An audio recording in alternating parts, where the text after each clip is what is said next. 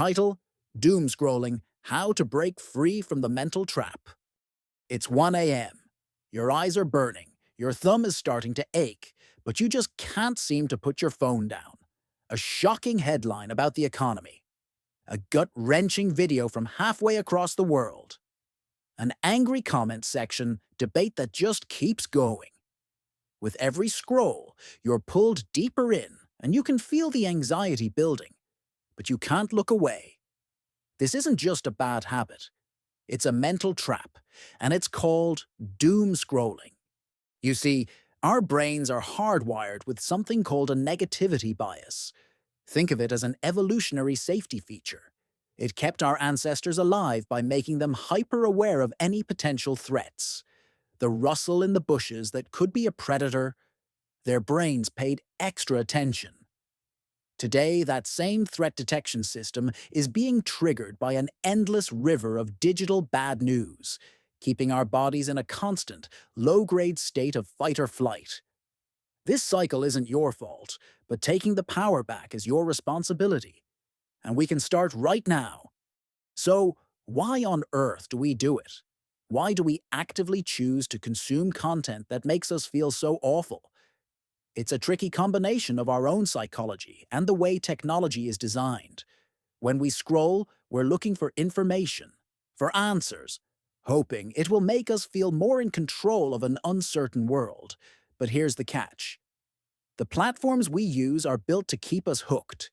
They give us tiny, unpredictable rewards, a new bit of information, a shocking headline, that trigger a little hit of dopamine in our brains, which just reinforces the habit. This creates a feedback loop. You feel anxious. You search for information. You get a momentary reward.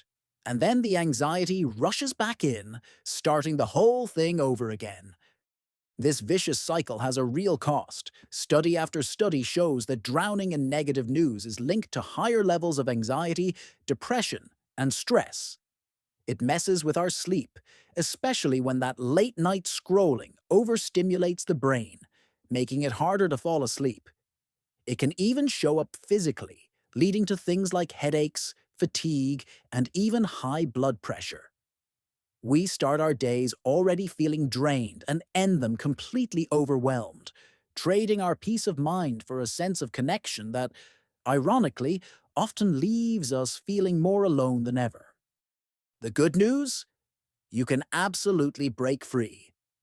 This isn't about unplugging from the world completely, but about learning to engage with it on your own terms. Here are 4 real, practical steps you can start with today. First, just notice it and name it. Awareness is everything. The next time you catch yourself spiraling down a rabbit hole of bad news, just say it, even if it's just to yourself. I'm doom scrolling. That simple act of naming it shines a light on the mindless habit and gives you a beat to consciously choose to stop. Ask yourself, what am I actually looking for right now? You'll probably find the answer isn't at the bottom of another refreshed feed. Second, build intentional boundaries with your technology.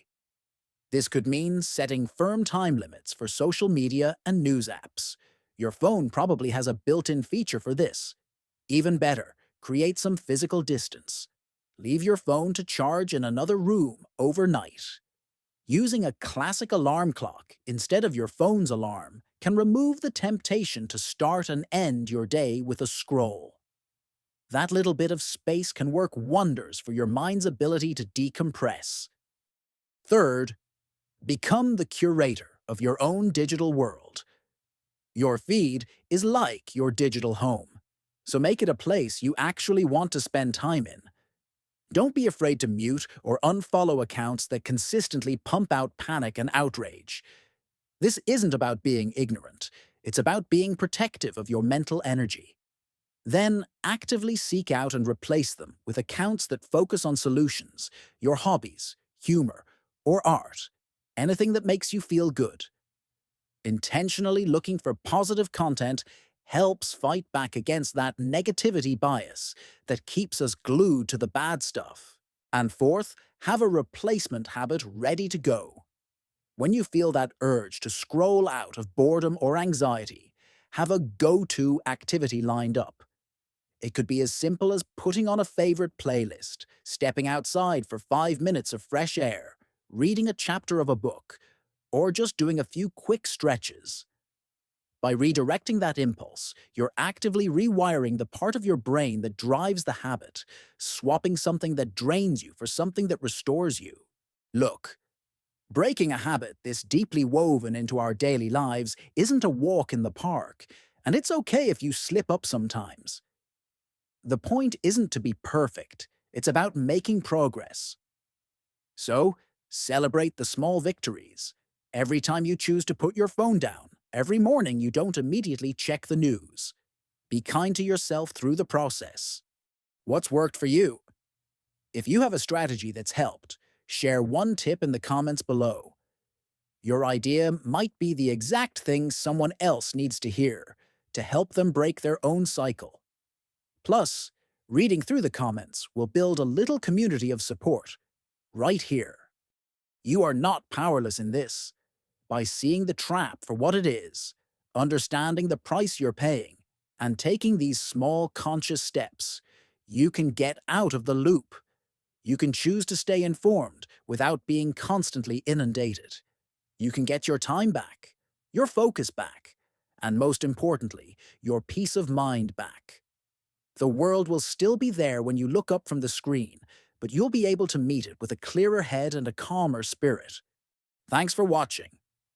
If this resonated with you, think about subscribing for more tips on building a healthier relationship with technology and taking back control of your well-being.